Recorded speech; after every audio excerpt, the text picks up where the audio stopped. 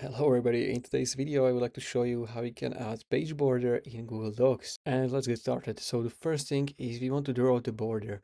We can do that if you click on Insert over here, then you're gonna find the drawing, New. And now we have to draw this rectangle. So I'm gonna select Shapes, Rectangle. I can draw it like this. And obviously we want to change this infill to transparent. So I'm gonna choose Fill Color, Transparent. And here we go. Now we have only the border. We can set the color of the border over here. So let's say we can do orange.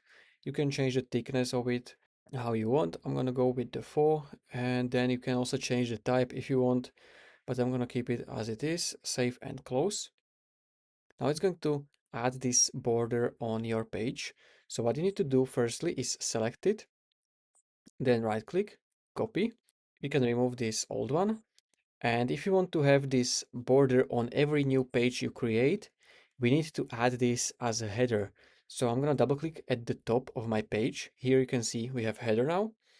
I'm going to press Ctrl V or Command V if you are on Windows, and we need to paste this as a header. Now you want to select in front of the text, then move with text. You want to select fixed position on page. Now we can move this however we want. So I can drag the sides to stretch it a little bit. Then we can drag it in the middle. So you can see the red line that's showing you that it is going to be in the middle or aligned. Then we can drag the bottom. If you did this as a header, as I showed, now if I create a new page, you can see we have the same border on the new page. If you don't want to have this on other page, you're just gonna paste this on single page and not place it as a header. But I think this is better, so you can have this on every page.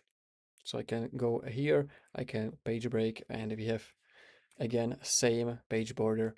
Okay, so this is going to be all for this video, how you can add page border in Google Docs. If you found this video helpful, consider subscribing for more tutorials like this one.